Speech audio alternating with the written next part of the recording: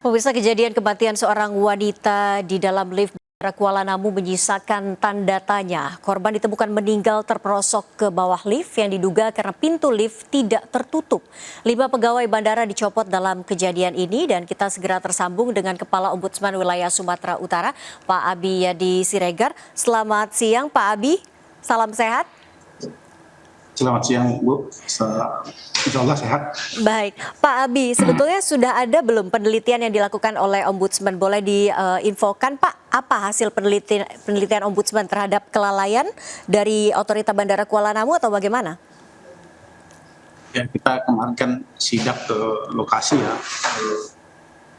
dan menemukan beberapa poin.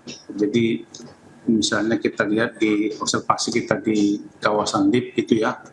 Jadi di situ kita lihat bahwa kita melihat sebetulnya dari perspektif pelayan publik bahwa dari kesimpulan kita itu kita melihat kejaminan keamanan dan keselamatan dalam penyelenggaraan layanan itu yang kita lihat kurang baik.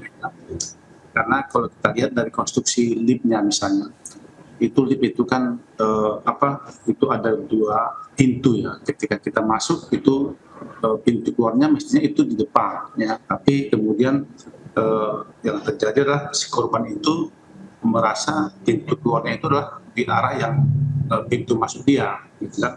Nah mestinya itu terjadi sehingga kemudian itu ketika naik ke lantai 2 itu ternyata ke lantai 3 liftnya itu yang terbuka adalah pintu yang di belakang dia, sementara dan itu memang akses yang keluar, sementara korban itu menghadap pintu dia tempat masuk awal, padahal di pintu yang dihadapinya itu adalah itu pintu yang tidak ada akses keluar, itu di depan itu dinding kaca itu. Nah itu yang terjadi. Jadi kami melihat adalah mestinya itu pintu di lantai 3 itu seharusnya itu tidak bisa dibuka ya, meskipun sebetulnya dibuka paksa seharusnya itu pintu itu seharusnya tidak terbuka kalau kita ingin memberikan jaminan keamanan dan keselamatan sesuai dengan Undang-Undang Nomor 509 ya. Jadi itu dia, jadi mesti itu tidak terbuka itu pintu yang di lantai 3 itu. Nah, tapi faktanya itu terbuka ya. Nah, setelah dia buka gitu, lalu kemudian setelah dia terbuka pintunya, lalu dia melangkah ternyata antara lantai dengan lantai gitu, itu kan ada spare kosong sekitar 50 cm.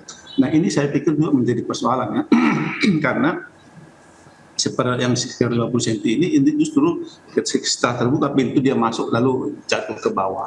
Ini yang sebetulnya kalau saya melihat sebetulnya ini sebaiknya ini pintu untuk memberi jaminan keamanan dan keselamatan bagi pengguna layanan sebagaimana diamanatkan dalam Undang-Undang 25 tahun 9. Ini mestinya pintu yang tidak bisa akses keluar ini seharusnya tidak bisa dibuka meskipun dipaksa oleh pengguna layanan. Baik, kemudian apa yang dilakukan oleh Ombudsman selanjutnya, Pak Abi? Apakah sudah memeriksa beberapa pengelola atau bagaimana? Sampai hari ini kita masih terus mendalami setelah kita kemarin melakukan inspeksi mendadak observasi di bandara, kemudian di kawasan lift, kita sekarang masih melanjutkan pendalaman informasi itu ya untuk meminta penjelasan dari berbagai pihak terkait, termasuk dari pihak otoritas bandara atau Otban dan juga dari pihak PT Angkasa Pura maupun PT Angkasa Pura Aviasi atau PT APA. Jadi ini juga masih berproses selanjutnya. Baik, terima kasih. Kemudian nanti dari situ kita akan menerbitkan laporan akhir hasil pemeriksaan atau LAP, yang nanti di situ ada beberapa saran-saran korektif yang kita sampaikan dalam rangka upaya untuk memperbaiki penanganan pelayanan publik di Bandara Kuala Namu. Baik, terima kasih atas informasi dari Anda, Pak Abi Yadi Siregar, Kepala Ombudsman Wilayah Sumatera Utara. Selamat bergabung kembali nanti dan salam sehat selalu, Pak.